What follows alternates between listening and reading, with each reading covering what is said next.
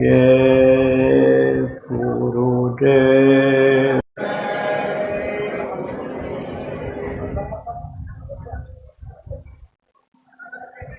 सर्वसमर्थ सर्वत्र स्मरणीय दाता दयाल दीन बंधु कृपा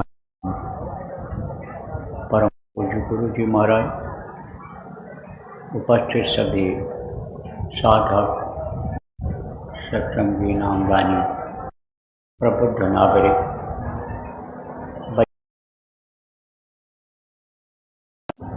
आज 5 जुलाई 2026 प्रातःकाल की बेला उत्तर प्रदेश के कन्नौज जिला एक शिवरामूल के स्थान पर सत्संग के माध्यम से आप लोगों के दर्शन का अवसर मिला।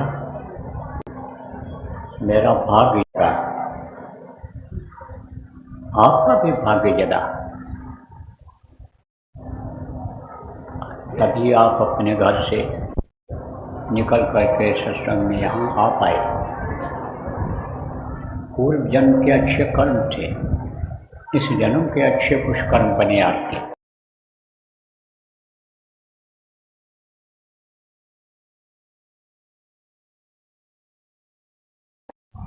आतुर हो गया, बड़े भाग्य पायु सत्संगा, अभिनय प्रयास में हो भंगा। जब भाग्य जगता है तब सत्संग की 2 बातें कहने को मिलती हैं और सुनने को मिलता है। तो पहले के समय लोगों के कर्म इतने खराब नहीं थे जितने इस समय खराब हो रहे हैं। जब उस मालिक ने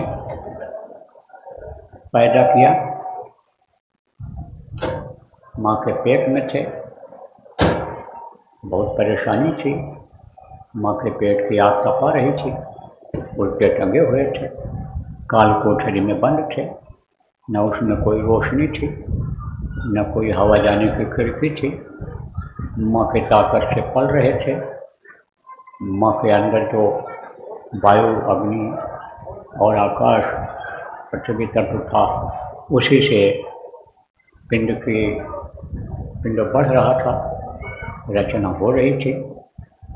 उस समय बड़ी तकलीफ में थी, प्रभु की झलक मिल जाती थी तो उससे प्रार्थना करते रहते थे कि जल्दी से तैयार कर, हाथ पैर आँख कान ठीक से बना दो। अब मान लो किसी का हाथ बन ही नहीं पाया, इतना पंजा है ही नहीं, तो कैसे सुमिरन कर पाएगा? कोई सुनता ही नहीं है, जन्म से बहरा है तो नामदान क्या सुन पाएगा? बाहर से अंधा है तो देख नहीं पाएगा। लेकिन भगवान ने आपके ऊपर दया किया और आपका हाथ पैर आँख कान सब सलामत है, बना दिया ठीक से। तो उसकी दया से ये सब बना, और इसी की दया मांगते रहे माँ के पेट में कि दया करो, बाहर निकालो। समर्थ गुरु की तलाश करके, रास्ता ले करके भजन में लग जाऊंगा और आपके चरणों में आकर के लिपट जाऊंगा, फिर कभी भी दुख के संसार में नहीं जाऊंगा। मालूम तो रहता है कि बाहर दुख ही दुख है, लेकिन अब और कोई रास्ता नहीं है। मनुष्य शरीर के अंदर ही पार होने का रास्ता है। इसीलिए देवी और देवता भी तरसते रहते हैं मनुष्य शरीर के लिए। न समान न कौनो देहि, और जीव चराचर जाचरते हैं। जितने चराचर के जीव हैं सब मनुष्य शरीर को मांगते रहते हैं, तो और कोई विकल्प नहीं था। तो अर्जी मंजूर हो गई। दया सिंधु दीनानाथ जिसको कहा गया, उसने सुनवाई कर लिया। लेकिन बाहर निकालने से पहले उसने कहा था कि ये जो मनुष्य शरीर है ये तुमको एक बार दे रहा हूँ, और इसको पाने का मतलब अगर नहीं समझ पाए और खाने पीने मौज मस्ती में ही अगर लगा दिया, तो हमने मृत्युलोक में ही 84 लाख योनियाँ भी बना दी हैं, यमलोक भी बना दिया है।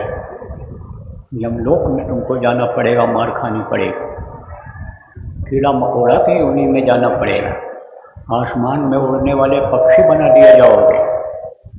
इसलिए हाथ से बुरा कर्म मत करना, पैर से बुरे काम के लिए मत जाना, बुरी नज़र से किसी को मत देखना, बुरी बातों को मत कान से सुनना, लब्धा जिह्वा को गंदा अपने मत करना। यह सब उसने हिदायत दिया था, समझाया था, बताया था, लेकिन यहाँ आकर के भूल गए। जमीन पर पैर रखते ही काल और माया का पर्दा लग गया, तो असली चीज़ को भूल गए। और कर्म, इस शरीर से क्या करना चाहिए, धर्म क्या है, कर्म क्या है, जीवात्मा क्या है, परमात्मा क्या है, इसकी जानकारी नहीं हो पाई, क्योंकि जानकारी कराने वाले के पास गए नहीं। कौन कराता है जानकारी? जो वक्त के गुरु होते हैं, वक्त के संत सद्गुरु होते हैं, वो कराते हैं। आमने सामने बैठ करके समझा देते हैं। जब संख्या ज़्यादा रहती है तो जैसे आप व्यवस्था किए हो और आपको मंच से सब बात बताई जा रही, समझाई जा रही है, ऐसे समझाते हैं, तब हर चीज़ की जानकारी हो जाती है। आप कुछ लोग ऐसे भी हो कि मैं देखता हूँ कि हर सत्संग में आते हो जब मैं इधर आता हूँ, लेकिन एक भी बात को आप पकड़ते नहीं, बस वही बात रटते रहते हो, दया करो, दया करो, दया करो, दया करो। जो ज़रूरी बातें हैं वो याद रखी जाती हैं, ज़रूरी बातों को आप छोड़ देते हो।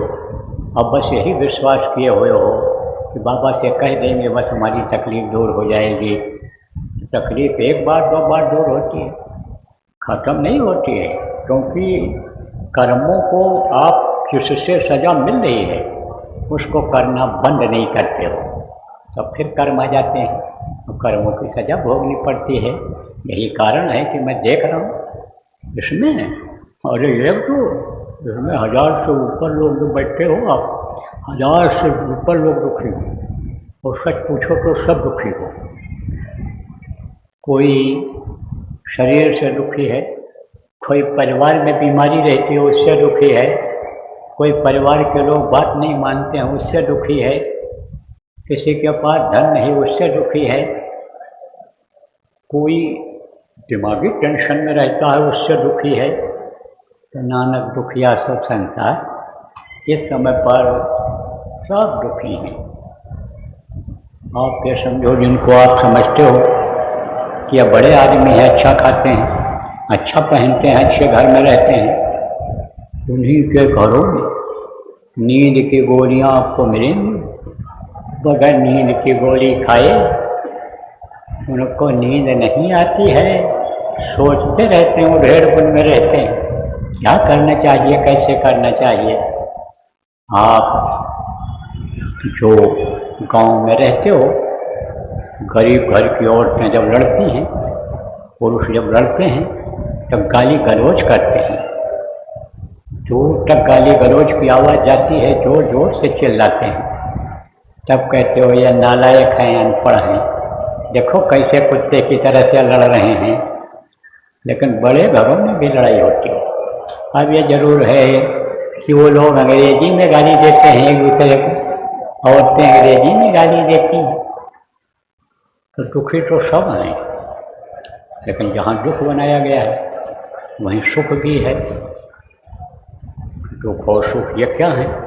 ये एक सिक्के के दो पहलू हैं। 1 रुपया में देखो दूसरी तरफ कुछ और लिखा रहता है और एक तरफ और कुछ लिखा रहता है, लेकिन रुपया एक ही रहता है, कागज़ का नोट एक ही रहता है। तो ये दोनों जुड़े हुए हैं। दुख अगर ना हो तो सुख का अनुभव न करे, और सुख अगर न हो तो दुख का अनुभव न हो, तो दुख और सुख ये जीवन में आता रहता है। लेकिन जब सुखी हो जाता है आदमी तब मस्ती आ जाती है उसको, और जब दुखी हो जाता है तो एकदम ढीला पड़ जाता है, चलने फिरना उसके लिए मुश्किल हो जाता है। कितना भी तंदुरुस्त आदमी हो, दुखी हो तो पैर आगे नहीं रख पाता है, जल्दी उसी सोच में रहता है। तो जहाँ दुख है तहाँ सुख भी है। तो रहना तो इसी दुख के संसार में है, लेकिन इसमें सुख मिल जाए आपको तो सुख आप कहाँ खोज रहे हो? खाने में सुख खोज रहे हो, सोने में सुख खोज रहे हो, मान प्रतिष्ठा इज्जत बनाने में सुख खोज रहे हो, धन दौलत इकट्ठा करने में सुख खोज रहे हो, जमीन जायदाद बढ़ाने में, दुकान घर मकान बढ़ाने में, एक का कई हो जाए उसमें सुख खोज रहे हो, लेकिन सुख उसमें नहीं मिलता है और बल्कि दुख ही पैदा हो जाता है। तो सुख नाम की तो यहाँ कोई चीज़ ही नहीं है। सुख तो इससे परे की चीज़ है। अब परे कहाँ है?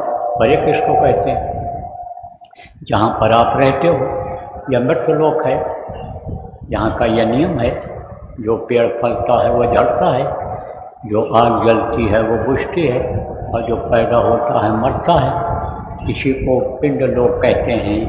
इसके ऊपर अंडलोक है जिसको देवलोक कहा जाता है, उसमें देवी देवता रहते हैं।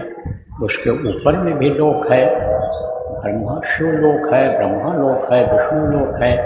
इनकी माँ, इनको आद्या महाशक्ति कहा गया, महामाया कहा गया, कोई महादुर्गा कहता, कोई कुछ कहता है, उनका लोक है। उसके ऊपर ईश्वर का लोक, ब्रह्मलोक, पार ब्रह्मलोक, सतलोक, अलख लोक, अगनामी लोक। ये तो लोक इतने बड़े बड़े, इनके बीच में भी प्रकृति लोक है। आप जैसे शून्य भी है, वो भी एक लोक की तरह से है। महाशून्य तो बहुत बड़ा मैदान है। तो अब आप जैसे बच्चे और बच्चियों कि जब इससे निकलेगी जीवात्मा, इस शरीर से ऊपर जाएगी, तो वो जो देश है वो इस देश से सुखी देश है। जैसे आपका भारत देश है, तो भारत देश में वो रहन सहन लोगों का नहीं है जो दूसरे देश में है। बड़े देशों में आप चले जाओ, अरे शहर की ही बात ले लो, जो रहन सहन और साधन सुविधा आपके गांव में नहीं है वो आपके शहर शिवरामऊ में है। लखनऊ चले जाओ, कानपुर चले जाओ, दिल्ली चले जाओ, बड़े शहरों में चले जाओ तो वहाँ और ज़्यादा साधन सुविधा है। ऐसे ही ऊपर के जो ये लोग हैं उनमें ज़्यादा सुख है। वहाँ कोई गंदगी नाम की चीज़ नहीं है, वहाँ कोई इस तरह की गर्मी नहीं है कि उमस होती हो या पंखा झलना पड़ता हो। वहाँ तो जब पहुँच जाता है जीव तो जो इच्छा की नहीं मनमाही और हर प्रताप का दुर्लभ नहीं, ये चीज़ की इच्छा करो वो चीज़ हाजिर हो जाती है। इच्छा करो कि हवा तेज लग जाए, हमको हवा तेज लग जाएगी, धीमी लग जाएगी। जैसे पंखे में रेगुलेटर होता है, कम और ज़्यादा होने का रहता है, रिमोट होता है, रिमोट से एसी आप ये समझो कि 16 नंबर, 18 नंबर, 22 नंबर, 26 नंबर सब नंबर पड़े रहते हैं, उससे कम ज़्यादा करो, ऐसे ही ऊपर रहता है। तो सुखी जब ये जीवात्मा वहाँ पहुँचने लग जाएगी ऊपरी लोकों में, तब सुखी हो। अब आज जो पहली बार आप आए हो कहोगे भाई जीवात्मा क्या चीज़ है? जीवात्मा परमात्मा की अंश है, बहुत छोटा सा टुकड़ा है। जब 5 महीना 10 दिन के हम लोग माँ के पेट में हो गए थे, तब उस प्रभु ने जीवात्मा को पिंड में डाल दिया था। अब हरकत शुरू हो गई थी और फिर बढ़ना शुरू हो गया, आगे उसके बढ़ने लग गए पिंड के, और फिर 9 महीना में पूरा ये पक करके तैयार हो गया पिंड, और फिर बाहर माँ के अंदर जो मृत्यु शक्ति थी उसने निकाल दिया, बाहर ढकेल दिया। तो अब आप ये समझो कि जीवात्मा ही शरीर को चलाती है, जीवात्मा की ताकत से ही हाथ पैर चलता है, आँख देखती है, कान सुनता है, मुँह से आवाज़ निकलती है, जीवात्मा ही प्रमुख है। अब आप समझो इस शरीर की बनावट ही अलग है, बाहर की बनावट ही अलग है। ये उंगलियां हैं, हाथ पैर आँख कान, जो आप इन आँखों से देखते हो, और अंदर की बनावट अलग है। अंदर में बहुत मशीनें हैं। जैसे मोटर गाड़ी आपके सामने खड़ी है, उधर बहुत से लोग उस पर बैठ करके आए हो, तो उसमें देखोगे तो कहोगे पहिया लगी है, ये चलती है। और ये देखो इसका बोनट है, और इस पर देखो सामान रखने का ऊपर कैरियर लगा हुआ है। तो बाहर से देखने में यानी समझो ज़्यादा नहीं दिखाई पड़ता, ज़्यादा चीज़ें नहीं रहती हैं, लेकिन ऊपर का ढक्कन हटा दो जिसको बोनट कहते हैं, तो अंदर में देखो कितने नट बोल्ट लगे हैं, कितनी मशीनें हैं, ऐसे ऐसे शरीर के अंदर में हैं। 10 प्रकार के प्राण हैं इसमें। आप ये समझो 72,000 नाड़ियाँ हैं, लाखों की संख्या में नसें हैं, और आप समझो खट चक्र हैं, यानी बहुत सारा सिस्टम इस शरीर के अंदर में है। लेकिन चलता किससे है कि जैसे कोई चक्की हो आटा पीसने वाली, या कोई स्टेलर हो तेल पेरने वाला, तो चलता किससे है? मोटर से। और मोटर किससे चलता है? करंट से। तो करंट कौन देता है इस शरीर को चलाने का? जीवात्मा करंट देती है, उससे ये शरीर चलता है। तो अंदर की रचना अलग है, बाहर की रचना अलग है। तो अब आप ये समझो कि जब इससे निकल करके, यानी समझो इस 5 तत्वों के शरीर से निकल करके और ऊपर जब जीवात्मा जाएगी, तब इसको सुख का अनुभव होगा। तो ये होगा कैसे? सुख मिलेगा कैसे? जैसे नानक साहब ने कहा कि दुखिया संसार, जैसे कहा है दुखिया सब संसार, बाबा दुखिया सब संसार, और लोगों ने भी कहा है कि उसी तरह नानक जी ने कहा नानक दुखिया सब संसार, और सुखी वही जो नाम आधार, जो नाम को पकड़ लेता है, नाम का आधार, नाम को आधार बना लेता है, नाम की कमाई करने लग जाता है, वही सुखी हो जाता है, वही माला माल हो जाता है।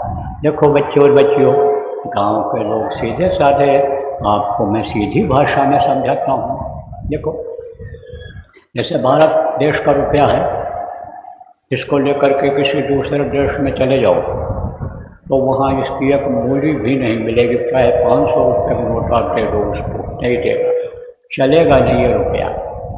लेकिन अगर सोना लेकर चले जाओ, हीरा लेकर चले जाओ, सब जगह उसकी कदर हो, देश में भी होगी विदेश में भी होगी उसकी कदर। इसी तरह से आप ये समझो, ये जो नाम धन है, और इससे जो आपके अंदर शक्ति आएगी या धन आएगा समझो, वो यहाँ भी काम आएगा। जब तक जिंदा रहोगे तब तक काम आएगा, और मरने के बाद भी काम आएगा, मरने के बाद भी काम आएगा। और आया है लोगों के, आता है, इसी में साधक मिल जाएंगे तो उनको विश्वास हो गया है कि हाँ ये हमारा मदद करने वाला धन मिल गया, सब जगह मदद कर रहा है, और मरते समय भी एक पीड़ा नहीं उत्पन्न होने देगा शरीर में, आराम से हमारे प्राण निकल जाएंगे। क्योंकि मरते समय बहुत तकलीफ होती है, सहजो मौत के समय पीड़ा उठे अपार, बिच्छू 60,000 ज्यों डंक मारे एक सार। जैसे 60,000 बिच्छू एक साथ डंक मारती हैं, ऐसा ही दर्द होता है मरते समय। तो वो समय बहुत किसी अंश दुखदायी होता है। कहा न जन्मत मरत दूसरा दुख हुई, जन्म से वक्त भी देखो बच्चा रोता हुआ पैदा होता है, और मरते समय भी तकलीफ होती है। तो विश्वास आपको कब होगा कि जब नाम की कमाई करोगे तब होगा। तो आप जो नए लोग आए हो कहोगे भाई नाम हमारे समझ में नहीं आ रहा है, नाम तो हम लेते हैं, कोई राम का भक्त है, कोई कृष्ण का भक्त है, कोई दुर्गा का भक्त है, कोई हनुमान जी का भक्त है, कोई अन्य का भक्त है। इसी एक नाम से भगवान को सब लोग थोड़ा पुकारते हैं अलग अलग नामों से, लेकिन ये नाम जो मुँह से लेने वाला नाम है, ये आपको पार लगाने वाला नाम नहीं है, जीवात्मा को सुखी बनाने वाला नाम नहीं है। वो नाम ऐसा नाम है जिसको ध्वन्यात्मक नाम कहा गया है, उस नाम से जीवात्मा ये सुखी होगी। आप समझो प्रेम बच्चों और बच्चियों, ये जितने भी नाम आप लोग लेते हो, चाहे राम नाम लो, चाहे कृष्ण नाम लो, चाहे बुद्ध नाम लो, चाहे महावीर नाम लो, चाहे आप समझो कि नानक नाम लो, कोई भी नाम लो आप, तो वो देहधारियों का नाम है। देहधारी किसको कहते हैं? मनुष्य शरीर में जो माँ के पेट में बन करके बाहर निकलते हैं, पैदा होते हैं, फिर धरती पर रहते हैं, यहीं का अन्न खाते हैं, आसमान के नीचे रहते हैं, उनका नाम होता है। वो किस लिए आते हैं धरती पर? धर्म की स्थापना के लिए, सज्जनों की रक्षा के लिए, अन्य कामों के लिए, जीवात्माओं के कल्याण के लिए आते हैं, तो उनका नाम है ये। उस नाम से आप ये समझो कि यानी उद्धार नहीं होता है। वो तो नाम लेने से एक तरह से जैसे लोहे के ऊपर जंग लगा हुआ हो, कितना यानी ताकतवर पारस पत्थर हो तो उसको सोना नहीं बना पाता है। जब सफाई हो जाती है लोहे की, पारस पत्थर से छुआओ तब वो सोना बनता है। तो वो नाम आप ये समझो जो मुँह से लेने वाला नाम है वो वर्णात्मक नाम कहलाता है। उनका नाम है कि जो अच्छा काम किए हैं, लोगों को सुख शांति दिलाए हैं, इस धरती पर ही डोल डोल करके जगह जगह जा जा करके लोगों को समझाए हैं, बताए हैं, उपदेश किए हैं, उनका नाम है ये। और वो नाम कि जो उद्धार करने वाला नाम, मुक्ति मोक्ष दिलाने वाला नाम, वो नाम अलग है। वो नाम जो मुक्ति मोक्ष दिलाता है। कहोगे मुक्ति मोक्ष क्या होता है? देखो प्रेम, शमशान घाट पर कहीं कहीं लिखा रहता है मुक्ति धाम मोक्ष धाम। मोटा लेकर के आप जाते हो, जलाने में दिक्कत आ जाए, शायद 3 दिन लग जाए, तो वापस लाते हो मुर्दा? नहीं लाते हो, जला करके ही आते हो। ऐसे ही आप ये समझो कि जीवात्मा की मुक्ति हो तब फिर वो वापस नहीं आती है। शरीर की मुक्ति तो हो जाती है शमशान घाट पर, लेकिन जो इसको चलाने वाली जीवात्मा, उसकी मुक्ति नहीं हो पाती है। उसकी मुक्ति तो तब होगी जब वो अपने पिता की गोदी में बैठ जाएगी, जिसको परम पिता कहते हैं। जब अपने देश, अपने निज घर सतलोक पहुँच जाएगी, जय गुरु लोक पहुँच जाएगी, तब उसकी सच्ची मुक्ति होगी। तो वो मुक्ति इससे नहीं होगी। अकोट नाम संसार और ताटे मुक्ति न होए, और आदि नाम जो गुप्त जब बिरला समझे कोई। संसार में बहुत से नाम है भगवान, लेकिन वो कौन सा नाम है जिससे मुक्ति मिल जाए? तो वो है आदि नाम। जब से यह दुनिया बनी, संसार बना, तब से ये नाम चला आ रहा है। और जब तक दुनिया संसार रहेगा, देवी देवता रहेंगे, तब तक यह नाम रहेगा। इसको कोई छोटा बड़ा न तो कर पाया न कर पाएगा, कोई न इसका काट छांट कर पाया और न काट छांट कर पाएगा। यह ऐसे के ऐसे ही रहेगा। सदाबहार जिसको कहते हो, यह सदाबहार है। जैसे आप देखो कुछ गायें ऐसी होती हैं जिनको कामधेनु कहते हैं, वो हमेशा दूध देती ही रहती हैं। ऐसे ही समझ लो कि यह नाम है। तो यह नाम मिलेगा कहाँ? आप नए लोग कहोगे भाई नाम मिलेगा कहाँ? वो नाम कहाँ मिलेगा? जिसके लिए गोस्वामी जी महाराज ने कहा कि कलयुग योग यज्ञ नहीं जाना और एक आधार नाम गुण गाना। कलयुग में योग यज्ञ जब तब से कोई फायदा होने वाला नहीं है। देखो कितना जब तब लोग करते हैं, यज्ञ करते हैं, पूजा पाठ करते हैं, लेकिन शांति मिल रही है? घर में सुख है? नहीं है। बीमारियां साथ नहीं छोड़ती हैं, घर में कुछ कुछ लड़ाई झगड़ा लगा रहता है, रुपया पैसा कमाते हैं, बरकत नहीं होती है, मानसिक टेंशन बराबर बना रहता है। घर छोड़ करके बहुत से लोग भाग जाते हैं, औरतें उठ करके आत्महत्या तक आप जो अक्षम्य है उसको कर डालती हैं। तो अब आप ये समझो कि इससे अनिसुख और शांति मिलने वाली नहीं है, इससे मुक्ति और मोक्ष मिलने वाला नहीं है। जब तक आप ये समझो कि जिसके लिए गोस्वामी जी ने कहा कलयुग योग यज्ञ नहीं जाना, एक आधार नाम गुण गाना, यानी समझो एक आधार नाम गुण गाना। एक आधार को नहीं पकड़ेंगे, नाम को नहीं पकड़ेंगे, नाम की कमाई को आप समझो कि नहीं करेंगे। नाम ले तो भव सिंधु सुखा ही, जिसके लिए उन्होंने कहा कि भवसागर सूख जाएगा नाम के प्रताप से। कहोगे भवसागर क्या है? जहाँ पैदा होते हो रोते हुए, रोते रोते ये ज़िंदगी ख़त्म हो रही है, रोते रोते चले जाना होता है। जहाँ पर यानी हंसने लगते हो फिर रोने लगते हो, जहाँ रोज़ कमाते हो, रोज़ खाते हो, रोज़ लेटरिन पेशाब करके निकाल आते हो, यही है भवसागर। अब इसी को पार करना बड़ा मुश्किल हो रहा है। जैसे कोई नदी हो, उसमें पानी भरा हुआ हो और आपको नदी पार करना हो तो जल्दी नहीं पार कर सकते हो, लेकिन सूखी नदी हो तो उसमें दौड़ते हुए चले जाओ, पार हो जाओगे आप। तो जब कहा नाम लिया तो बहुत सुंदर सूखा ही, ये बहुत सागर सूख जाता है। अभी आपको शुरू में बताया कि हम पानी समझो कि पानी बड़े भाग पाए सत्संग, अब बिना ही प्रयास में हो पाएगा, ज़्यादा मेहनत नहीं करनी पड़ेगी। अगर सत्संग के वचनों को पकड़ लिया जाए तो ज़्यादा कोशिश नहीं करना पड़ेगा। पहले की पूजा उपासना बड़ी कठिन थी, अष्टांग योग हठ योग लोग करते थे, कुंडलिनियों को जगाते थे, प्राणायाम करते थे, कांटों पर सोते रहते थे, पंचांग देते थे, शरीर को तपाते थे। लेकिन अब कुछ नहीं करना रहेगा, थोड़ा सा ध्यान दुनिया की तरफ से हटा करके उस प्रभु की तरफ लगाना रहेगा। और जिसके लिए गोस्वामी जी ने कहा सुमिर सुमिर नर उतर ही पारा, उसी नाम को याद करके और भवसागर से पार हो जाना रहेगा। तो अब वो मिलेगा कहाँ नाम रहा संतन आधीना, और संत बिना कोई नाम न चीना।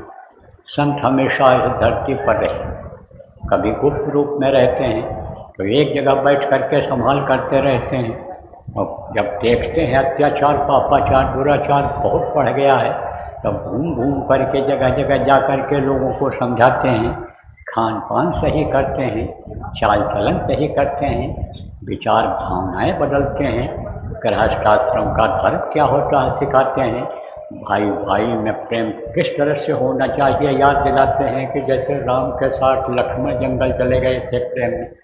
तो ये सब बातें बताते हैं, ये सब बातें बताते हैं। समय पर जाड़ा, समय पर गर्मी, समय पर बरसात कैसे होगी, प्रकृति खुश कैसे होगी, धन धान्य से धरती को परिपूर्ण कैसे करेगी, ये तो बताते हैं।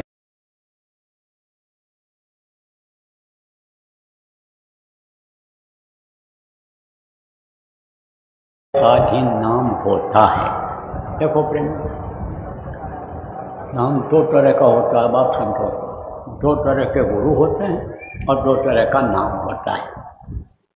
जैसे राम भगवान थे, राम भगवान के दो गुरु थे। विद्या गुरु कौन थे? विश्वामित्र जी, और वशिष्ठ जी उनके आप समझो आध्यात्मिक गुरु थे। कृष्ण भगवान के गुरु विद्या गुरु कौन थे? विद्या गुरु उनके संदीपनी जी थे, आध्यात्मिक गुरु उनके सुपद जी थे। उस समय पर राम नाम में शक्ति थी। जब राम का युग था त्रेता, उस समय पर उसमें शक्ति थी। पत्थर पर राम राम लिख करके समुद्र में डाला गया, सारे पत्थर तैरने लगे थे। बंदर और भालू निराश हो रहे थे कि इतनी लंबी सेना, हर कोई हनुमान तो हो नहीं जाएगा कि उड़ करके पहुंच जाएगा, समुद्र का ये हाथ बहुत चौड़ा है, तो ये कैसे जाएंगे सब लोग। 9 अक्षौणी सेना थी इनकी, बंदर और रीछों यानी भालुओं के मिला करके। तो अब कृष्ण ने कहा भाई पुल बनाओ, चला जाए। पुल बनाने के लिए बोले कैसे बनाएं? बोले पत्थर डालो। पत्थर डालते गए, डूबता चला गया। बोले कितना पत्थर डाल पाएंगे महाराज, है भी नहीं यहाँ। तो बोले राम राम लिखो। तो राम राम लिखने के बाद सारे पत्थर तैरने लगे। इतनी शक्ति थी उस समय पर। कृष्ण आए, कृष्ण नाम की शक्ति बढ़ी। कृष्ण कृष्ण जिसने जहाँ पर पुकारा, कृष्ण खड़े हुए। द्रौपदी को उबारा, ग्राह को उबारा। कितने ऐसे उदाहरण मिल रहे हैं। आप ये समझो कि जब दुशासन चीर खींचने लगा, किसका? द्रौपदी का, नंगा करने लग गया।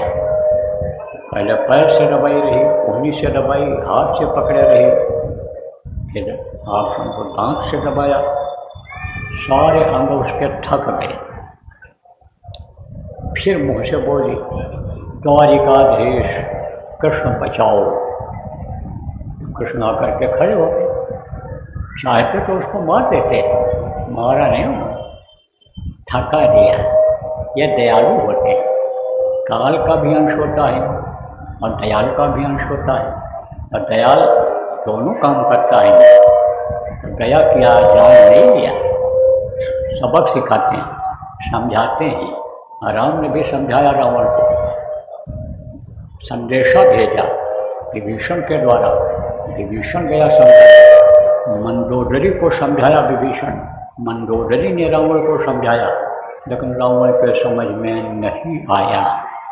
तब उन्होंने युद्ध किया था और उसका सर्वनाश किया था कृष्ण भगवान ने भी। ये बताओ, ये आवाज़ सुनाई पड़ रही है आप लोगों को?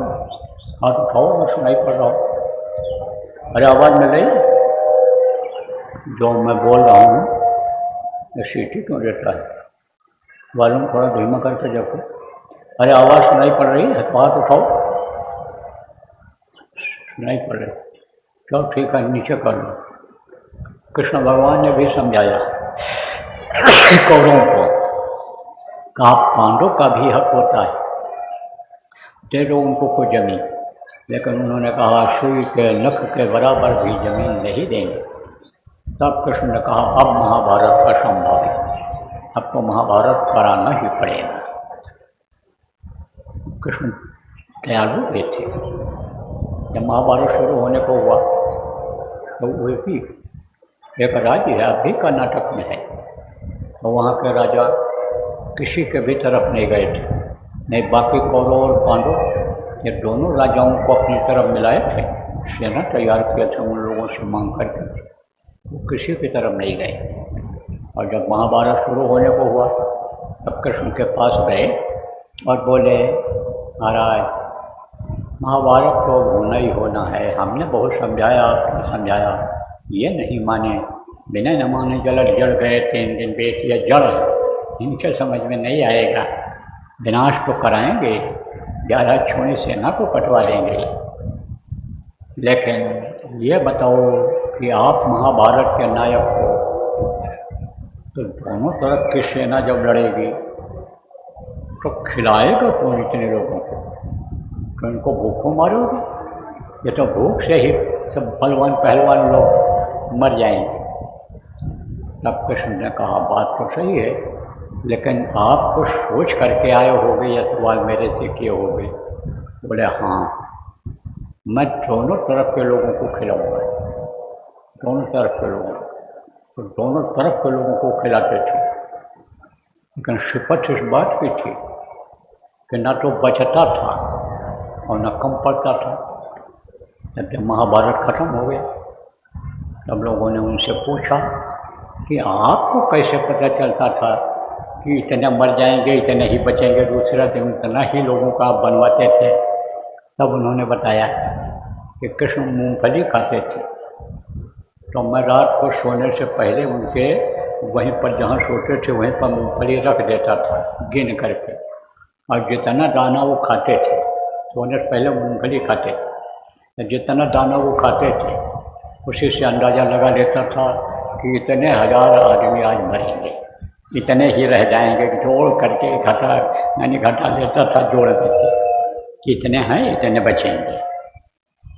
तो मैं आपको बता रहा था, देखो शंका का समाधान कर लेना चाहिए, नहीं तो पुरुष और स्त्री में अगर शंका हो गई एक दूसरे पर तो समझ लो कि फिर तलाक के मुकदमे ही चलते हैं, जेल जाना ही पड़ता है दहेज के मुकदमे में। इसलिए जब एक दूसरे के जीवन साथी होते हो, अर्धांगिनी औरत होती है, कोई पुरुष पति परमेश्वर होता है, औरत देवी होती है घर की, तो शंका का समाधान कर लेना चाहिए। तो शंका पैदा हो गया द्रौपदी को कि ये यही क्यों नहीं प्रकट हो गए? गोपिकाएं कहती थीं कि जहाँ मैं कृष्ण को याद करती हूँ वहीं कृष्ण खड़े दिखाई पड़ते हैं, तो ये यहीं क्यों नहीं प्रकट हो गए? तब वो पूछी कि आप यहीं क्यों नहीं प्रकट हो गए? तब कृष्ण ने कहा द्रौपदी तूने ही तो कहा कि द्वारिकाधीश कृष्ण बचाओ, तो मुझे द्वारिकाधीश का कृष्ण समझती थी, द्वारिका का राजा समझती थी, और राजा समझ करके तूने मुझको बुलाया। तू गोपिकाओं के भाव में अगर होती, जो भक्ति की भाव उनके अंदर है गोपिकाओं, उससे अगर तू कहती तो मैं तो यहीं प्रकट हो जाता। अब आप जो नामदानी हो, सत्संगी हो, इस चीज़ का ध्यान दो इस बात पर कि भाई भाव आपका गुरु के प्रति, गुरु महाराज के प्रति वैसा नहीं बन पाया। आप तो गुरु महाराज को ये जिनकी तस्वीर लगी हुई है इनसे नामदान लिया। बहुत बार आए इधर आपके छिबरामऊ इन क्षेत्रों में, 40 साल पीछे पीछे मैं लगा रहा, गुरु महाराज के लगाए रहे। मैं भी कितनी बार बन पाए, द्रौपदी जैसे ही भाव रह गए, मनुष्य शरीर में ही उनको देखते रह गए। तो मैं आपको बता रहा था नाम के बारे में। कृष्ण आए तो कृष्ण नाम का महत्व बढ़ा। जब त्रेता और द्वापर खत्म हुआ, कलयुग आया, तो कलयुग में आप समझो कबीर साहब आए सन। जब जीव नरक जाने लग गए, नरकों में बड़ी मार पड़ती है, 100 कोस तक चिल्लाने की आवाज़ जाती है। और कर्म जब जीव के खराब हो जाते हैं, मनुष्य के खराब हो जाते हैं, तब नरकों में जाना पड़ जाता है। तो इधर बहुत मलिनता आ गई। कलयुग में कर्म लोगों के बहुत खराब हो गए, और धीरे धीरे देखो इस समय खराब ही होते चले जा रहे हैं। तो आप समझो जब नरकों में गए और चिल्लाए रोए, तब ऐसी दशा देख जीवों की सतपुरुष ने की दया महान। संत रूप होई जग में आए, सत्य लोक का पता बतान। तुरंत शब्द का सच्चा मारक, संत मता का किया बखान। तो शब्द शब्द सीढ़ी रच डाला, चढ़ पहुँचो अगम ठिकान। तो कौन थे वो? कलयुग के प्रथम संत कबीर साहब। कबीर साहब जब वो आए तो उन्होंने सत साहब नाम जगाए, उनको सत साहब के नाम से पुकारा, जो हमारे आपके पिता हैं, परम पिता हैं, जो मालिक हैं। आप समझो उस देश के जिस देश में अपना निवास रहा है, कभी जिस देश में ले जाने के लिए गुरु महाराज ने हमको आपको नामदान दिया, जिस देश में बहुत से लोगों को नामदान दे करके पहुँचाए, वो कौन सा देश है? सत देश है, सतलोक है। तो वहाँ समझो उन्होंने उनको जब देखा, उनके रूप को देखा, रोम रोम प्रकाशित था उनका रूप, और वहाँ का जलवा जब उनका देखा, तो सत्य साहब उनका नाम रखा। सत्य माने सच्ची, सत्य, जिसको लोगों ने कहा ब्रह्म सत्यम जगत मिथ्या, उमा कहूँ मैं अनुभव अपना, सत हर भजन जगत सब सपना। उन्होंने कहा जगत ये स्वप्नवत है। उपदेश कर रहे थे शिव जी पार्वती को, तो बोले अरे ये स्वप्नवत है संसार, जैसे रात को सो सपने पायो राजधन, और जात न लगे वार। कहा गया सपने में कोई राजा हो जाए और आँख खुले तो वही जहाँ है उसी जगह पर रह जाता है। राजा पाल का वो जो अर्थात बात था वो सब खत्म हो जाता है। तो उन्होंने कहा कि यह स्वप्नवत है संसार, और सत्य क्या है? हर आने प्रत्येक आदमी के लिए भजन करना है, यही सत्य है, जिसके लिए हम आप कहते हैं यही भजन तेरे संग चलेगा, पावेगा आराम। बंटू भजो गुरु का नाम, जो गुरु नाम दें उसको भजो तुम, वो आई कमाई आपकी ले जाएगी, आपको निज घर पहुंचा देगी। तो कबीर साहब उनने सतसाहब नाम रखा उनका। उनके शिष्य थे नानक साहब। तो नानक जब आए, नानक ने भी यही साधना किया जो हम आप करते हैं। और जब उनकी सूरत इस जीवात्मा से, इस पिंडी शरीर से निकली और ऊपरंडी शरीर में गई, तो उन्होंने बताया कि जैसे पतंग ऐसे एकदम से उड़ता हुआ चला जाता है डोरी ढील करने पर, एकदम से ऐसे कीट पतंग की तरह से ये उड़ करके गई हमारी जीवात्मा, प्रकाशमय नगरी में प्रकाशमय हो गई। तब उन्होंने देखा, समझो जब गुरु के रूप को और गुरु की जलवा को जब देखा, तब वह गुरु वह गुरु वह गुरु, वरे मेरे गुरु, वरे मेरे गुरु, वरे मेरे गुरु, बस उसी में ताकत आ गई। कहा ना गोस्वामी, नाम रहा संतनाधीन, मुँह से जो बोल देते हैं वो कह देते हैं कि यह भगवान का नाम है, उसी में ताकत आ जाती है। अभी आप क्या समझ पाए संतों को? जो कोई कहा संत हम की ना, स्वामी हाथ कान धर देना, बाहर हनुमान के शरीर से नहीं संतों की पहचान हो पाती। पहचान कहाँ हो पाई? कबीर साहब के समझो रानी इंदुमती शिष्या को, रानी इंदुमती कबीर साहब के शिष्य थे, नामदान दिया, भजन किया। जब देखी कि यही सब कुछ कर रहे हैं, यही चला रहे हैं, तब बोली कि आप हमको मृतलोक में बता दिए होते, मैं ही सब कुछ हूँ, तो इतनी मेहनत मुझे क्यों करनी पड़ती? तब उन्होंने कहा तुझको विश्वास न होता कि मनुष्य शरीर में भी शक्ति होती है, इतनी शक्ति हो सकती है, इसलिए तुझको मैंने युक्ति उपाय बताया, रास्ता बताया, रास्ते पर चलाया और ला करके ये जलवा दिखाया, तब तुझको विश्वास हुआ। तेरी मदद किया, बोल मदद किया कि नहीं किया, तब चरणों पर गिर पड़ी, बोली कदम कदम पर आपने मदद किया, जहाँ भी मैं आपको याद किया वहीं खड़े हुए आप मिले। आपकी महिमा का वर्णन नहीं किया जा सकता है। संतों की महिमा अनंत अनंत किया उपकार, लोचन अनंत उघाड़िया अनंत दिखावन हार। इसीलिए आपको लोगों ने बंदी छोड़ कहा है, बंधन से मुक्त करा करके हमको आप यहाँ ले आए। तब देखा, तब विश्वास हुआ, तब बोली। देखो बच्चों और बच्चियों प्रेमियों, पुराने नामदानियों, गुरु महाराज के चाहे नामदानी हो, चाहे उनके जाने के बाद के नामदानी हो, आप इस बात पर ध्यान दो, जिस चीज़ को आप नहीं कर पाते हो उसी को करोगे तो गुरु की महिमा गरिमा का पता चलेगा, ताकत का पता चलेगा। तो कबीर साहब ने क्या कहा था कि गुरु को माथे राखिए, चलिए आज्ञा माए, और कह कबीरता दास का तीन लोक भय नाय। गुरु को अगर हमेशा याद करते रहो, गुरु भक्त अगर बन जाओ, गुरुमुख बन जाओ, गुरु के आदेश के पालन में लग जाओ, तो आप समझो कहीं कोई भय डर नहीं है। याद तो करते हो आप, कब करते हो?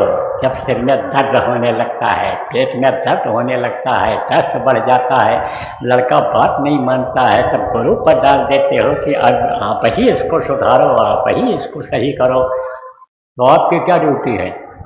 गुरु की सेवा करेगा। अभी कह दिया जाए 4 लड़के हैं, एक लड़का दे दो हमको कुछ दिन के लिए, हम प्रचार करवाएंगे, उससे तो दोगे नहीं, दोगे 4 दिन के लिए भेजोगे, भैया चले आओ, नहीं मन मान रहा है बगैर तुमको देखे हुए, तो सेवा किसकी करेगा? वो सेवा तो तुम्हारी करेगा। उम्मीद से तुमने पैदा किया उसको कि बुढ़ापे में हमारी सेवा करेगा, 2 रोटी कमा करके लाएगा, खिलाएगा। तो अब गुरु पर क्यों कहीं समझो डाल देते हो आप लोग? जब कहता हूँ बच्चों का ध्यान रखो, घर से निकले कहाँ जा रहे हैं, किसके साथ जा रहे हैं, स्कूल जा रहे हैं, काम हो गए, हमसे कौन पूछे किया मास्टर बोलने का वक्त क्या है, तो कम से कम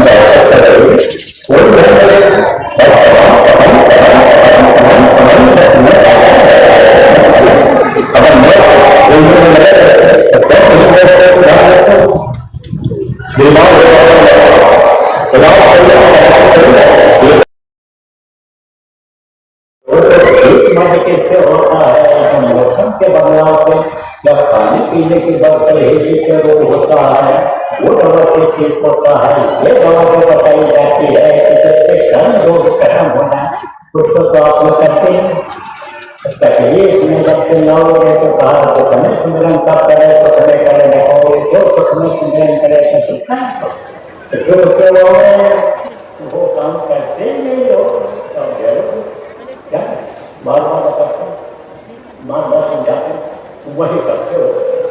यही सोचते हो कि हमारी पुतली अब पापा जी के ऊपर पड़ जाए, हमको देखने की इन्होंने दिया है, और ये आदमी और जो अभी बच कर रहा है, हम मिलेंगे, हम आपको हमारा बंद कर देंगे, होना है मौत का, होना है हाथी को। ये गलती किसकी है? सारी सत्ताओं की गलती है। अध्यक्ष बन जाते हैं, मंत्री बन जाते हैं, जिम्मेदार बन जाते हैं संगठन, और जाके कहीं बताते नहीं है, न कोई मीटिंग करते हैं, तो गलती उनकी मानी जाएगी। लेकिन अगर गाँव में तो आपने गाँव से आए, गाँव के जिम्मेदार की जिम्मेदारी समझ लो, और एक बात को 100% से बताई जाए, वो इनको बता दो, समझा दो, और इनको आप करा दो, तो इनका भी कल्याण हो जाएगा, ऐसे हो जाए। हमने तो मुखिया बने बैठे, समझा के तो लाए बहुत से, क्या समझा के गुरु महाराज का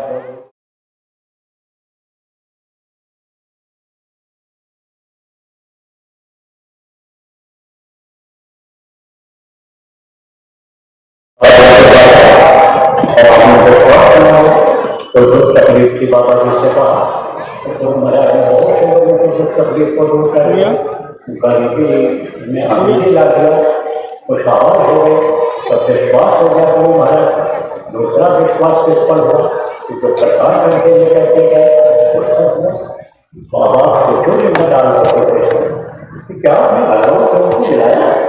आप कहाँ खड़े हो गए, कोई वृंदावन में चला गया, कोई वृंदावन में चला गया, कोई इधर चला गया, कोई उधर चला गया, तमाम गड्डियाँ बन गई देवोद्योग नाम का, और वहाँ माल खाने के लिए आप जाने लगे, ले जाने लगे। तो ड्यूटी पूरा किया नहीं किया तो कहोगे भाई हमारी ही आँख नहीं खुली, हमने ही कुछ नहीं देखा, हम इनको क्या दिखाएंगे। अरे तो अभी मौका है, आ जाओ। गुरु महाराज ने कहा था, क्या कहा था कि ये पुराणों की संभाल करेंगे। किसके लिए कहा था? मुझनाथ जी के लिए कहा था। ज़्यादा दूर नहीं है, उन्नाव बसीरतगंज कुछ लोग मौजूद भी रहे हो गया। वहाँ कहा था यह है उमाकांत तिवारी, जब पुरानों की संभाल करेंगे मेरे को नामदान देंगे तो हमारा तो काम है संभाल। इसीलिए तो नाम धुनी का केंद्र अनुसंधान नाम धुनी अखंड नाम धुनी चला रहा हूँ जगह जगह शिविर लगवा रहा हूँ। इसीलिए साधना शिविर लगा रहा हूँ।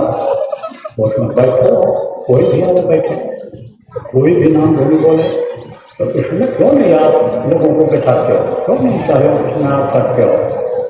ऐसे सत्य आ जाएगा, कैसे सत्य सत्य सत्य आ जाएगा। दादा जी ने कहा था 400 वर्ष रहेंगे सत्य सत्य के काबिल हो, अपने को ही देखो जो कहते हो सत्य करते हो। और सतयुग देखने के लायक जब तक लोग नहीं बनेंगे तब तक सत्युग देख पाएंगे। अभी तो बचाने का काम हो रहा है, नहीं जब बनेंगे तो देख लो आप। जब जब लोग बदला है, देखा गया तो बहुत मरे, द्वापर गया तो बहुत मरे, कलयुग जाएगा तो छोड़े ना।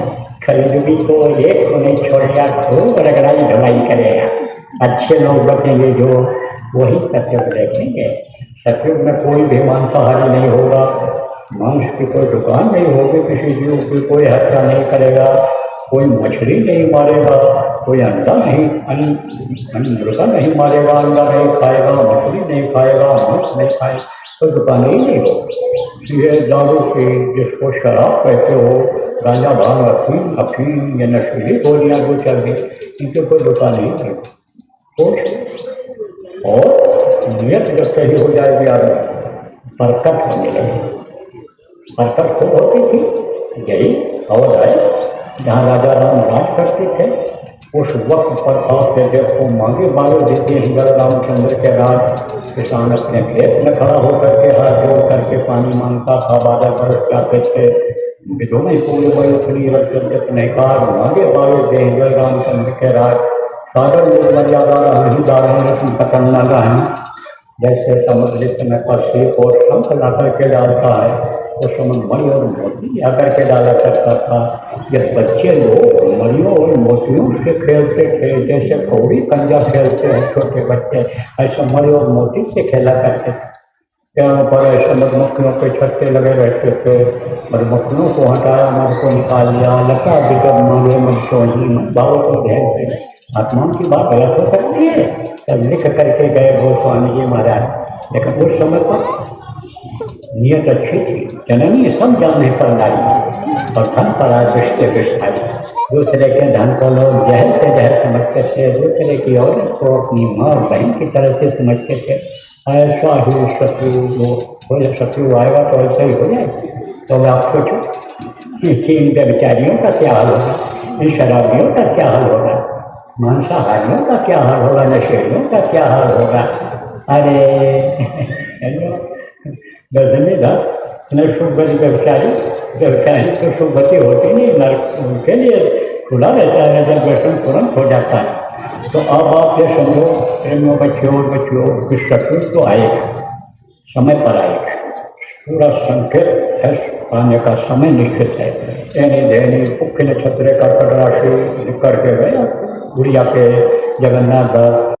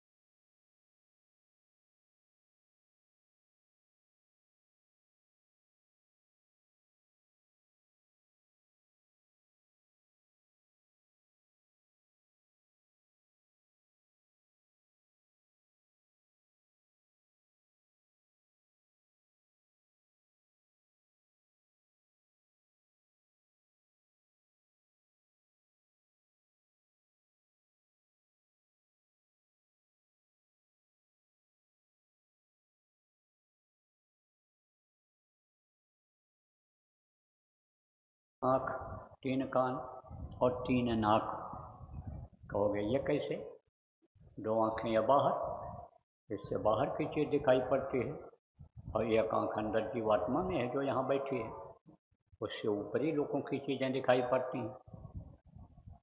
2 कान ये बाहर, इससे बाहर की आवाज़ सुनाई पड़ती है, और एक कान अंदर जीवात्मा में है, उससे वही आकाशवाणी, गिरा, सच, गुरुवाणी, आप समझो कि मुसलमान फकीरों ने कहा आयतें, कलमा इलाही कहा, उन्होंने गायबी आवाज़ कहा, स्पिरिचुअल मास्टर ने साउंड कहा, वो सुना जाता है किससे?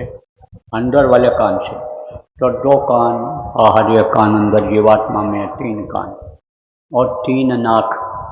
एक सूरा के दाहिनी तरफ है और एक के बाईं तरफ है। यह है नाक, यह इसका बड़ा अहम काम है। नाक और मुँह अगर बंद कर लो तो अबे राम नाम सत्य हो जाए। अरे आजमाइश मत करना कोई बंद करके कि लो देखे मरता हूँ कि नहीं मरता हूँ। आत्महत्या करना बहुत बड़ा पाप है, जीव हत्या करना बहुत बड़ा पाप है, अक्षम्य है, अक्षम्य माफ़ी नहीं होती है, इसलिए आत्महत्या मत करना। लेकिन आपको अब समझा देता हूँ कि अपना काम बराबर जारी रखते हैं। आपका हाथ काम करना बंद हो जाता है, हाथ काम करना बंद कर देता है, पैर काम करना बंद कर देता है, आप बोलना बंद कर देते हो, देखना बंद कर देते हो, कब जब सो जाते हो तब। लेकिन यह नाक अपना काम नहीं बंद करता है। एक नाक के सुराग से अच्छी हवा अंदर जाती है, दूसरे नाक के सुराग से कर्म और गंदी हवा बाहर निकलती है। ये दोनों अपना काम बराबर चालू रखते हैं, यही शरीर को चलाते हैं। 10 प्रकार के प्राण हैं, प्राणों को इसी से खुराक मिलता है, जिससे यह शरीर चलता रहता है। इससे खुशबू और बदबू दोनों मिलती है, और एक नाक जो जीवात्मा में है उससे केवल खुशबू ही खुशबू मिलती है जो ऊपरी लोगों की है। ऊपरी लोगों में खुशबू ही खुशबू है, क्योंकि वहाँ कोई टट्टी पेशाब इस तरह करता है, तो वहाँ कोई चूल्हा फूकता है, रोटी दाल बनाता है, वहाँ तो यह भोजन ही नहीं है। अलग अलग लोगों का अलग अलग भोजन है, अलग अलग बच्चा पैदा करने का सिस्टम है। जहाँ भी बच्चा पैदा होता है गंदगी होती है, जहाँ भी कोई टट्टी पेशाब करता है गंदगी होती है, जहाँ भी कोई खाता पीता है कोई चीज़ गंदगी होती है, तो उसी में बदबू आने लगती है, सफाई नहीं होती, बदबू आने लगती है। तो अब आप ये समझो कि इस नाक से बदबू और खुशबू दोनों मिलती है, और जो जीवात्मा में नाक है उससे केवल खुशबू ही खुशबू मिलती है। तो 3 आँख 3 कान 3 नाक, सुमिरन ध्यान भजन 3 चीज़ें, और 5 नाम 5 रूप 5 स्थान 5 की आवाज़, ये मैंने आपको बताया। अब आपको दूंगा नाम दान। इसके लिए ना आपको घर छोड़ना है, न जमीन छोड़ना है, ना आपको बाल बच्चों को छोड़ना है। जहाँ पर आप रहते हो वहीं पर रहो। ना आपको दाढ़ी बाल मुड़वाना है, ना आपको दाढ़ी बाल बढ़ाना है, कुछ नहीं। जहाँ रहते हो वहीं पर रहो। जो भी काम धंधा आप करते हो मेहनत ईमानदारी से करना, उसी में बरकत मिल जाएगी आपको। मेहनत और ईमानदारी छोड़ दोगे, मार करके लाओगे कोई मार कर ले जाएगा, काट कर लाओगे काट कर ले जाएगा, धोखा देकर लाओगे धोखा देकर ले जाएगा, परेशान हो जाओगे। इसलिए क्यों न सही काम करो, सत्य काम करो, तभी तो सत्य से मिल पाओगे। उसके यहाँ कोई झूठ फरेब है, उसके यहाँ कोई जालसाजी है, उसके यहाँ कोई धोखाधड़ी है, उसके यहाँ कोई ये जो ऑनलाइन ठगी हो रही है, ये कुछ नहीं है। इसलिए ये सब काम छोड़ो, नहीं सजा मिल जाएगी। जहाँ खाते हो शाकाहारी भोजन वहीं खाना, शाकाहारी भोजन खाना रहेगा। जहाँ लड़का लड़की का शादी ब्याह करते हो वहीं पर करो। हम कोई न जाति छुड़ा रहे, न धर्म छुड़ा रहे हैं, न घर छुड़ा रहे हैं। हमारे यहाँ तो कोई जाति है ही नहीं, जात पात पूछे नहीं कोई, और हरि का भजन सो हरि का हो। यहाँ तो सब भजनानंदी हैं, भजन सिखाया जाता है, भजन किया कराया जाता है, तो वहाँ कहाँ जात पात। उसने तो केवल एक मानव जाति शुरू में बनाया था, और इसको तो इंसान ने जाति बना लिया, भाषा बना लिया, इलाका जवार बना लिया, आप समझो जिला प्रांत बना लिया। ये तो आदमी ने बनाया, अब उसी के पीछे लड़ रहे। उसी में खून बहा रहे हैं, जहर पैदा कर रहे हैं ये जाति पाति इन सब चीज़ों। महात्माओं के यहाँ कोई जाति नहीं हो। सोचो आप कि गुरु महाराज थे, वो किस जाति के थे? आप देखो पंडित जी लिखा जाता है, वो अगर ये जाति का पक्ष करते तो गुरु महाराज को ये दौलत देते, उनको बख्शते। अब गुरु महाराज अगर जाति की परवाह करते तो मुझ न चीज को वो दौलत देते। अरे यह दौलत दरबार की बख्शिश क्या माए, वो दरबार की दौलत है, उस सब देश की दौलत है। उस दौलत को जो मिलता है, जो प्रॉपर सोई जाना जिसको मिलता है वही समझता है। आप क्या समझोगे जो भजन नहीं करते हो, जो खाने पीने मौज बस्ती बच्चा पैदा करने में लगे हुए हो, आप क्या समझोगे इस चीज़ को? लेकिन सोई जाने से देव जनाई जाना तुम्हें हो जाई। जिसने जानने की कोशिश किया उसकी पूरी ताकत उस प्रभु की उसके अंदर में आ गई। तभी तो लिखा सत्य पुरुष की आरसी संतन की ही दें, और लखना चाहे अलख को तो नहीं में लख ले। उदाहरण देकर इसलिए समझाता हूँ कि पढ़े लिखे लोग भी आप बैठे हो बुद्धिजीवी, कहीं ये न कहो बाबा अपने मन से सब ये गढ़ करके बना करके बता करके चले गए, अपना चियला बना कर चले गए। चियला आप तो बनाता ही नहीं, चियला बना के क्या करूँगा? चियला तो और तकलीफें देते हैं, जैसे आज हड्डी तोड़ देते हैं, तो चियला तो ये तकलीफें देते हैं। जो कहते हैं हमारे गुरुजी हैं, गुरुजी के ऊपर ही फूल फेंकेंगे, माला फेंकेंगे, प्रसाद देंगे, गुरुजी के ऊपर फेंक देंगे, हमारे चाहे जी हैं गुरु महाराज। तो हम आप ये समझो कि प्रेमियों चियला नहीं बनाते हैं, हम तो एक तरह से सेवक हैं आपके। हाथ पैर दबाने नहीं आएंगे, लेकिन आत्मा की सेवा में गुरु की दया से आपकी मदद हो जाएगी। जो बताऊंगा उसको करोगे तब। तो आपको मैं बता रहा था कि आपको नाम दान दूंगा, लेकिन मांस मत खाना, मछली मत खाना, अंडा मत खाना, शराब मत पीना, और दूसरी औरत के साथ बुरा कर्म मत करना। बच्चियों दूसरे पुरुष के साथ बुरा कर्म मत करना। अब कुछ लोगों की आदतें खराब हो जाती हैं, और इन बच्चों और बच्चियों की आदतें जो बचपन में खराब हो जाती हैं, उनको बगैर देखे बगैर मिले चैन ही नहीं पड़ती है।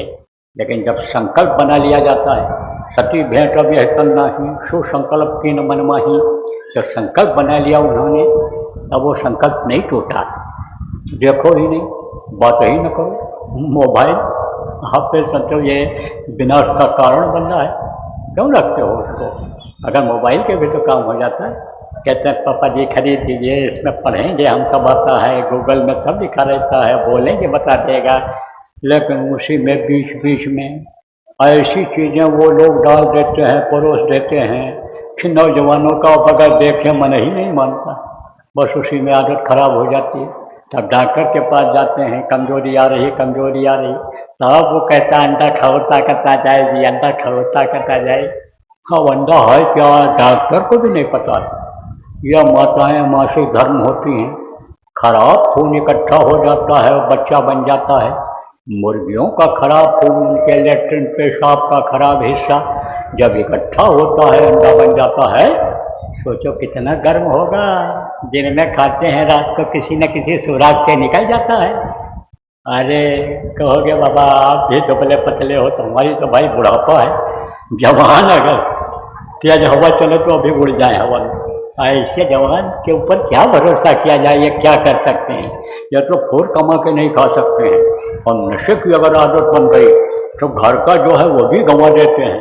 अरे नशे में कोई पड़ा है, कोई मोबाइल ले गया, कोई जेब में रुपया पैसा लेकर चला गया, जरूरी कागजात रखे वो लेकर चला गया, तो घर का गंवा दिए कि नहीं गंवा दिए? तो भैया इन सब चीज़ों से, बुरी आदतों से आप दूर रहना। बाकी आपके पास है तो अच्छा खाओ, अच्छा पहनो, अच्छे घर में रहो। हमारी तरफ से पूरी छूट है। लड़का लड़की का शादी ब्याह एक दूसरे का देख करके समझ करके कर दो। घर बनाना है घर बना लो, घर खरीदना है तो नया घर खरीद लो, बिजनेस व्यापार करना है तो करो, लेकिन पहले सीख लो तब फिर करो। और करो तो अकेले करो, पार्टनरशिप में, साझेदारी में मत करो, नहीं झगड़ा होगा आगे चल करके, जानलेवा हो जाता है पार्टनरशिप। तो ये सब बातें बताता रहता हूँ। व्यवहारिक बातों पर अगर ध्यान दोगे तो हमसे फिर कुछ कहने ज़रूरत नहीं पड़ेगी कि ज़मीन ले लिया हमारा, लड़का कहना नहीं मान रहा है और ब्याह करा दो हमारे लड़के का।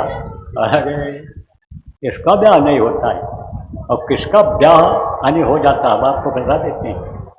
देखो कुछ लड़के बहुत तेज होते हैं पढ़ने में, तो जब उनका आखिरी साल रहता है तो बड़ी बड़ी कंपनी के मैनेजर आते हैं, मालिक आते हैं और लड़के का वहीं इंटरव्यू ले लेते हैं और पढ़ाई जैसे पूरी नहीं हुई तैसे नौकरी का कागज़ छपा ऐसे पकड़ा देते हैं कि आओ हमारे यहाँ 4 लाख रुपया, 5 लाख, 8 लाख रुपया, 12 लाख, 15 लाख रुपया महीना तनख्वाह दूंगा।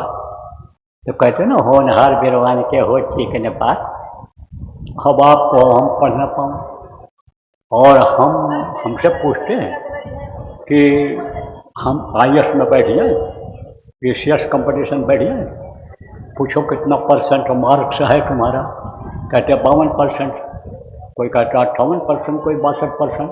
अरे 98% वालों को तो पसीना बहाना पड़ता है, दिन रात मेहनत करते हैं तो भी कंपटीशन में जल्दी नहीं आते, इतना कठिन होता है, और तुम 52%। कहते पिताजी कोचिंग कराओ, कोचिंग कराओ, कोचिंग कराते हैं, पैसा सब खर्च होता चला जाता है, माता पिता की कमाई सब चला जाता है, खाने पीने में चला जाता है, आप समझो फीस देने में चला जाता। अरे भाई जिस काबिल हो वो काम आप कर लो, आप भी माता पिता हो, जब बच्चा पढ़ ले, पढ़ना जो चाहता है न समझ पाते हो, कम पढ़े लिखे हो, तो मास्टर साहब लोगों से ही पूछ लो कि ये क्या बन पाएगा, आप क्या बनाओ इसको, और नहीं तो कोई नौकरी काम दिला दो, कमाई होने लगे। तो पहले पढ़ाई और फिर कमाई और तब सगाई। ये न कहो कि हमारे लड़के की शादी नहीं हो रही, लड़की नहीं हो रही है, और ये नहीं हो रहा, वो नहीं हो रहा, चिट्ठियाँ देते हैं। मैं कहता हूँ भाई हमको हमारी नसें कान की कमज़ोर हो गई, सुनाई नहीं पड़ता, तो दे चिट्ठी, दे चिट्ठी, दे चिट्ठी, हाथ से न पकड़ो तो गाड़ी में फेंकते हो। तो हम सब मन से बात बता देते हैं, एक एक को कहाँ से बता पाएंगे। कल कुछ लोग तकलीफ़ वाले भी आए थे, उनको भी बताया गया, पहले भी तकलीफ़ वालों को बताया गया था। अब विश्वास नहीं है आपको, बंद कर देते हो। कोई 20 साल का पुराना मर्ज हो तो कहो 20 दिन में ठीक हो जाए, कैसे होगा। डॉक्टर भी कहेगा तुम 1 साल दवा खाओ, 9 महीना 8 महीना दवा खाओगे तब तुम्हारा रोग जाएगा। तो अब इतना जल्दी उतावले हो कि बस हमारा रोग चला जाए। और मना किया जाए भाई ऐसी चीज़ों को न खाओ, चिकनी चीज़ों को न खाओ, एक रोटी का भूख रख करके तब खाओ। खर्चों मुकदमा चल रहा है, मार डालने के लिए तैयार हैं। अरे क्यों तैयार हुए मार डालने के लिए, और कोई आग हो तो आप हो पानी, कहते कम खाओ, कम खाओ, क्यों बोल रहे हो जब बात बताई जाती है ये सब। तो अब आपको दूंगा नाम दान, बैठो मारो पालथी, जो नाम बोलूँगा आप लोग बोलना, और जब मैं बोलना बंद कर दूंगा तो आप भी बोलना बंद कर देना। और पुराने लोग आप दोहरा लो, नए लोग नामदान ले लो। बैठो, ले लो आदर सम्मान के साथ। देखिए पहले के समय में संत लोग दूसरे जन्म में देते थे, एक जन्म में तो सेवा कराते थे। प्रथम जन्म गुरु भक्ति का, दूसरा जन्म में नाम गुरु भक्ति कराते थे, खूब सेवा कराते थे।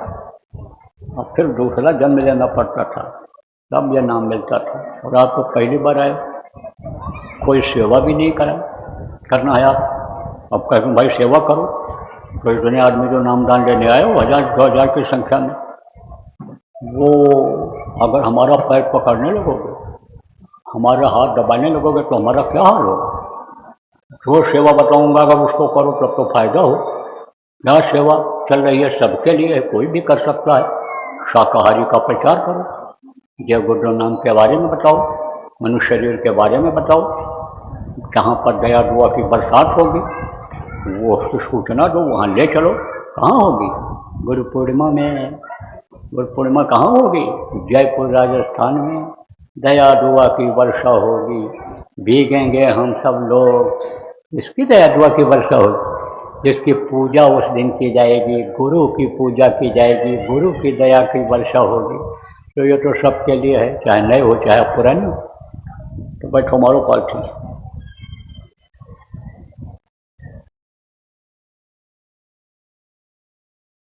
आँख और कान खोल लीजिए। इसको कहते हैं भजन। इसी तरह से भजन करना रहेगा। सुबह का समय बहुत अच्छा रहता है। सुबह जल्दी उठ गए, आँख और मुँह धो लिया, और उसके बाद कपड़ा डाल करके कान में उंगली लगा करके और आवाज़ पकड़ने की कोशिश की है। देखो कितनी मस्तानी आवाज़ आती है। मन को रोकना, उधरे लगाना जिधर से आवाज़ आ रही ऊपर की तरफ। किसी किसी को बिल्कुल साफ सुनाई पड़ जाता है, किसी को मिलौनी आवाज़ सुनाई पड़ती है, बाद में छट जाता है, किसी को जल्दी सुनाई पड़ जाता है, किसी को देर लगता है। लेकिन जो लगे रहते हैं, बराबर रोज़ अभ्यास करते रहते हैं, सुनाई पड़ता है। तो करके देख लेना। तो इस कार्यक्रम का होगा समापन। देखो प्रेमी, इस समय पर जय गुरुदेव नाम ध्वनि के शिविर लगाए जा रहे हैं। 4 घंटे का लगा रहे हैं कुछ लोग आप समझो कि 24 घंटे का, 3 दिन का, 5 दिन का, 9 दिन का। देश विदेश में सब जगह लग रहा है। विदेशों में भी लगा रहे हैं शिविर, बहुत देशों में लग रहा है, सब खबर आती रहती है। भारत देश में भी बहुत जगहों पर लग रहा, हर प्रांतों में लगा रहे। आप लोग भी लगाए होंगे। तो अभी थोड़ा समय है, जहाँ जहाँ शिविर नहीं लग पाई, या नए लोग जो आप आए हो, जहाँ जहाँ अपने गांव में शिविर लगाना चाहते हो, तो आप गोष्ठी मीटिंग यहाँ कर लेना। अभी सत्संग के बाद में बैठक कर लेना। जिला के जिम्मेदार लोग भी बैठ जाना, और ये लोग, और जो गांव के लोग आए हो, आप जिम्मेदारी लो, आप संभालो। 5-7 आदमी इतने बड़े जिला में क्या कर पाएंगे? सबकी जिम्मेदारी बनती है कि अच्छा बनाया जाए, अच्छा समाज बनाया जाए, लोगों को अच्छा बनाया जाए, नाम ध्वनि आप समझो सिखा करके आने वाले खराब समय से बचाया जाए। ये सबकी जिम्मेदारी होती है। जान बचाना बहुत बड़ा पुण्य का काम होता है। तो ये अभी चलेगा गुरु पूर्णिमा तक। गुरु पूर्णिमा से पहले लग जाए, ज़्यादा से ज़्यादा जगहों पर लोगों की बैठने की आदत बन जाए, बोलने की आदत बन जाए, जय गुरुदेव नाम तो अच्छा रहे। 27, 28 और 29 तारीख को गुरु पूर्णिमा का कार्यक्रम होगा। कहाँ होगा? जयपुर में। मैं भी गुरु महाराज की दया रहेगी तो वहाँ पहुँचूँगा। पहले पहुँचने की कोशिश करूँगा। अभी तो यहाँ से जाऊँगा शांति, हरदोई जिला में, फिर उधर बिस्वा, सीतापुर में, फिर उधर आपके गोंडा, बहराइच, बलरामपुर उस तरफ जाने का है। उधर से लौटूँगा, लौटते हुए वहाँ पहुँचूँगा। बीच में पावल, जहाँ गुरु महाराज का चिन्ह बन रहा है, मंदिर बन रहा है, वहाँ भी जाना पड़ सकता है। तो बराबर लगा हुआ। 77 साल की उम्र हो गई है, डबल से बन यानी 70 और 77। उन गुरु की दया से चलता रहता हूँ। आप भी मनोबल ऊँचा करोगे तो आपको भी कामयाबी मिल जाएगी। तो एक प्रार्थना मैं बोलूँगा, आप दोहराइएगा, उसके बाद ये कार्यक्रम संपन्न हो जाएगा। मेहर के नजर करो मेरी ओर, मेहर के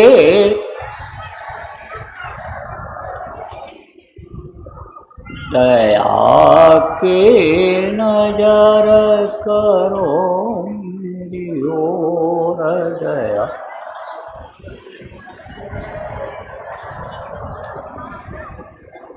निश दिन तुम्हें निहारूं सतगुरु निश,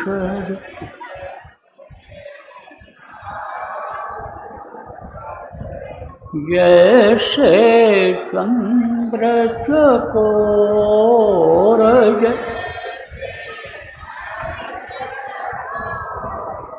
दया के नजर करो मेरी ओर,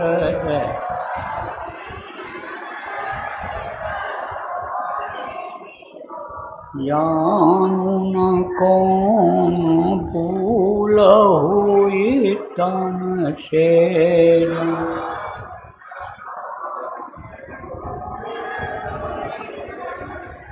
लियो हमसे मुख मोड़,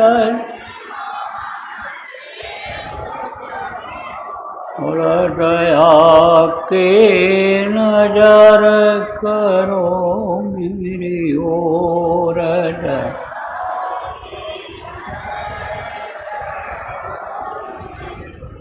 आलक जानी चूक बिसराओ,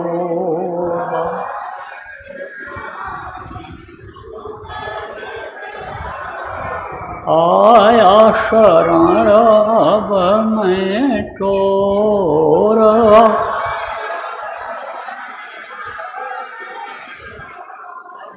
दया की नजर करो मेरी ओर।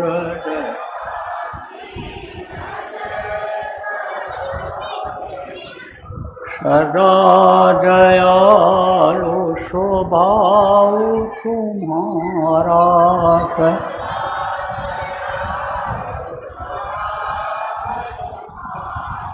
मेरी बेरिया कस गयऊ कठोर में,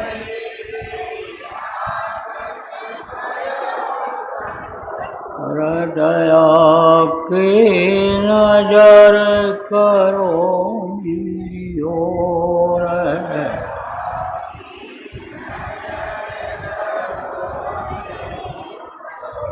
शरणागत की लाज न राखो,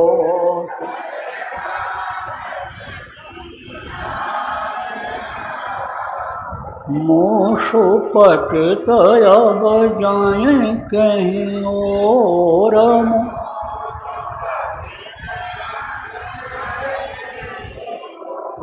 दया की नजर करो मेरी ओर।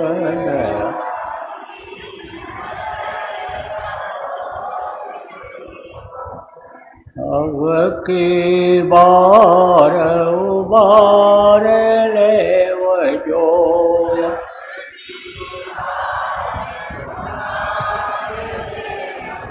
फिर न दरब पग यही मग और बेरा,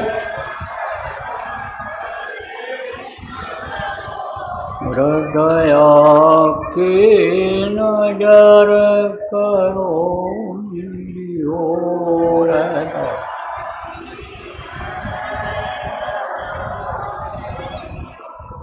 हर की नजर करो मेरी ओर।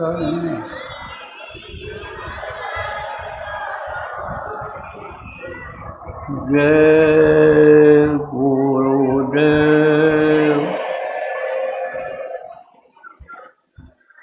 जय गुरुदेव, जय गुरुदेव, जय गुरुदेव, जय जय गुरुदेव।